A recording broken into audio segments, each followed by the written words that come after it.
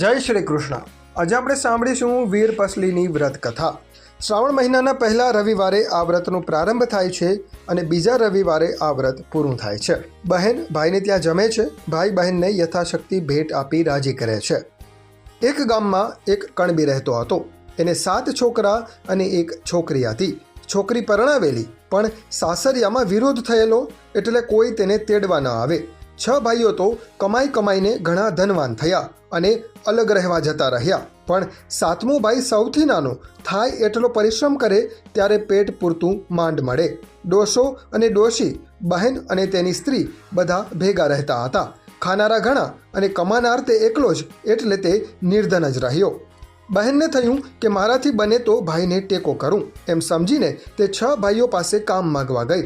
ભાઈઓ અભિમાનથી ભરેલા હતા અને ભાભીઓનું તો પૂછવું જ શું। એમણે પહેલાં તો કામની ના જ પાડી દીધી, પણ પછી ભાભીઓ બોલી, કામ તો નથી, પણ અમારા ઢોર ઢાંખર ચારવા જજો, એક વેળાનું વધ્યું ઘટ્યું ખાવાનું આપીશું। બહેન તો ઢોર ચારવા જાય છે અને 6 મોટા ભાઈઓને ઘરેથી વધ્યું ઘટ્યું લાવીને ખાય છે। એક વખત બહેન ઢોર ચરાવવા જતી હતી। ત્યાં નદી કાંઠે સરખે સરખી છોકરીઓ નહાતી જોઈ અને કોઈ વિધિ કરતા જોઈ, એટલે પૂછ્યું, બહેનો તમે આ શું કરો છો? છોકરીઓ બોલી, આજે વીર પસલી છે, વીર પસલીના દોરા લઈએ છીએ। દોરા લીધે શું થાય? છોકરીઓ બોલી, 12 મહિના ભાઈને સુખ મળે, તો મારે વીર પસલીનું વ્રત લેવું છે, પણ એ વ્રત શી રીતે થાય એ મને શીખવાડો। છોકરીઓ બોલી, આજે ભાઈને દોરો બાંધવો, ભાઈ જે આપે તે જમવું। બહેને વિચાર કર્યો કે મારે 7 ભાઈઓ છે, 7 ભાઈઓમાં 6 ભાઈઓ તો બોલતાય નથી અને નાનો ભાઈ નિર્ધન છે, ત્યારે મારું વ્રત ઉજવશે કોણ? તો પણ એ દોરો લેવા બેઠી। છોકરીઓએ પોતાના લુગડામાંથી 8 તાંતણા કાઢી ગાંઠો વાળીને દોરો આપ્યો અને કહ્યું, 8 દિવસ સુધી નાહી ધોઈ દોરાને દેવતાથી ધૂપ દેજે, દોરાને ધૂપ દીધા પછી જમજે, 8 દિવસે દોરો ઉજવીને પીપળાને બાંધજે। બહેન તો દોરો લઈને આવી અને માતાને કહેવા લાગી, મા આજે તો મેં વીર પસલીનો દોરો લીધો છે, ચૂલામાં દેવતા ઠારશો નહીં। મા કહે, સારું। આ વાત 6 ભાભીઓ જાણી ગઈ। ભાભીઓના મનમાં તો ઝેર ભરેલું હતું। એ તો ચૂપચાપ આવીને ચૂલામાં પાણી રેડી ગઈ અને દેવતા ઠરી ગયા। બહેન તો નદીએથી નાહીને આવી, દોરાને ધૂપ દેવા દેવતા લેવા ગઈ, ત્યાં જુએ છે તો ચૂલામાં પાણી જ પાણી। એને થયું કે અવશ્ય આ ભાભીઓના જ કામ હોવા જોઈએ। એ પછી તો એ હંમેશા સીમમાં દેવતા લઈને જવા લાગી। સીમમાં જઈને એ દોરાને ધૂપ દે છે અને ગાય માતાને વાર્તા સંભળાવે છે। આમ કરતાં કરતાં 8 દિવસ પૂરા થયા। હવે બીજો રવિવાર આવ્યો। વીર પસલીનું ઉજવણું કરવાનું હતું, એટલે તેણે માને કહ્યું, માં આજે તો મારે વ્રતનું ઉજવણું કરવું છે, ભાઈ જે આપશે તે જ જમીશ। એ તો ભાઈઓને ત્યાં ગઈ અને પૂછ્યું, ભાભી મારા ભાઈ ઘરે છે ને? ભાભી છણકામાં બોલી, તારા ભાઈને તું જાણે, હું શું જાણું? બહેન તો ત્યાંથી ચાલી નીકળી, બીજા ભાઈના ઘરે ગઈ, ત્રીજા ભાઈના ઘરે ગઈ, એમ 6 ભાઈઓના બારણે જઈને પાછી ફરી। છેવટે એ નાના ભાઈને ત્યાં આવી અને ડૂસકું ભરતા પૂછ્યું, ભાભી મારા ભાઈ ક્યાં છે? નાની ભાભીએ નણંદબાને બાથમાં લીધા, માથે હાથ ફેરવીને કહ્યું, બહેન હું જાણતી હતી કે મોટેરા તો બોલશે પણ નહીં। એણે બહેનને કહ્યું, તમારા ભાઈ હમણાં જ ખેતરે ગયા છે, માંડ પાદરે પહોંચ્યા હશે।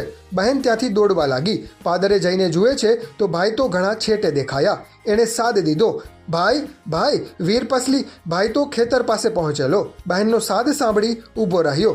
બહેનની વાત સાંભળીને ભાઈ બોલ્યો, અરે રે બહેન, હું તો તને શું આપું? મારી પાસે છે શું? ભાઈ તમે જે આપશો તે હું 1.25 લાખનું ગણીને લઈશ।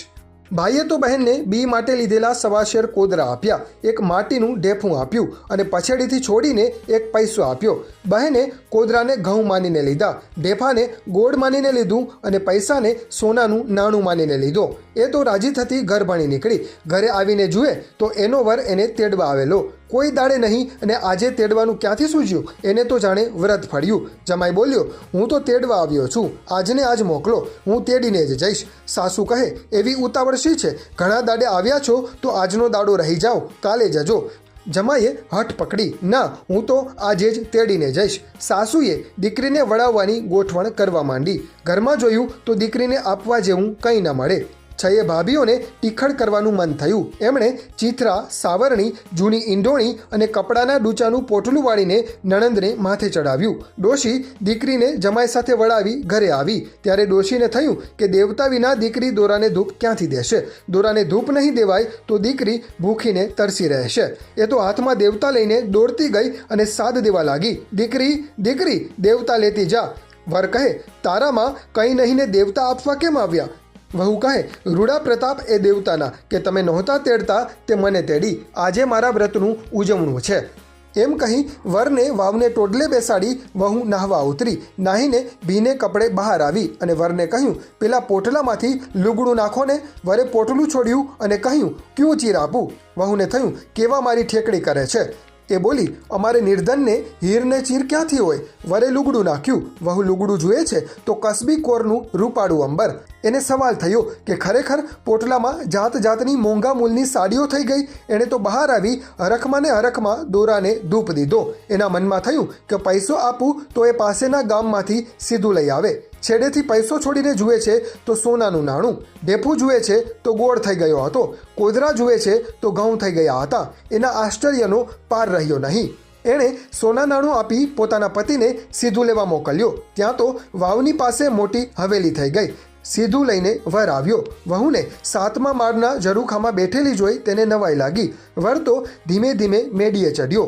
બંને જણાએ પેટ ભરીને વાતો કરી. વહુએ રસોઈ કરવા માંડી પણ જ્યાં ખોદે ત્યાં સોનું જે સોનું. તેણે ધરતી માતાને પ્રાર્થના કરી, હે ધરતી માતા, એકલા સોનાને હું શું કરું? થોડી ભોંય ઉઘાડી આપો. ત્યાં તો ચૂલો થાય એટલી ધરતી ઉઘાડી થઈ ગઈ. વહુએ રસોઈ કરી બંને જણા જમવા બેઠા. જમી પરવારીને વાતે વળ્યા અને ત્યાં જ રહેવાનો નિશ્ચય કર્યો. એમને તો ખેતીવાડી વણજ વેપાર ચાલવા માંડ્યા. થોડા વર્ષો ગયા અને વહુના પિયરમાં દુકાળ પડ્યો. 6 ભાઈઓ ભિખારી થઈ ગયા. ડોસો અને ડોશી 7 દીકરા અને 7 વહુઓ પેટ્યા માટે પરગામ જવા નીકળ્યા. બધા ચાલતા ચાલતા દીકરીની હવેલીએ આવ્યા. મોટી હવેલી જોઈને કામનું પૂછવા લાગ્યા. 7મે માળેથી દીકરીએ પોતાના ભાઈઓ અને મા બાપને ઓળખ્યા અને તેમને પોતાને ત્યાં રાખ્યા. 6 ભાઈઓ અને 6 ભાભીઓને વૈતરાનું કામ સોંપ્યું. તગારા, કોદાળી અને ઈંડોણી આપ્યા. નાના ભાઈને અને નાની ભાભીને કશું કામ કરવાનું નહીં અને 2 વાર જમવાનું. ડોસો અને ડોશી છોકરા રાખે અને પ્રભુ ભજન કરે. એક દિવસ બધા સાથે જમવા બેઠા. બહેને 6 ભાઈઓની થાળીમાં સોનાના ટુકડા મૂક્યા. 6 ભાભીઓની થાળીમાં રૂપાના ટુકડા મૂક્યા અને નાના ભાઈને લાપસી પીરસી. 6 ભાઈઓ અને ભાભીઓ જુએ છે તો બહેનને દીઠા અને તેમની આંખો ઉઘડી ગઈ. પોતાની બહેનને દુઃખ દેવા માટે બધા પસ્તાવો કરવા લાગ્યા. એમની આંખમાં પાણી વહેવા લાગ્યું. બહેનને દયા આવી. બધા ભાઈઓને એક એક ઘર આપ્યું અને ભાભીઓને પણ જે જોઈએ તે આપ્યું અને બધા આનંદમાં રહેવા લાગ્યા. જેવું બહેનને વીર પસલીનું વ્રત ફળ્યું એવું સૌ બહેનને ફળજો. જય દ્વારકાધીશ.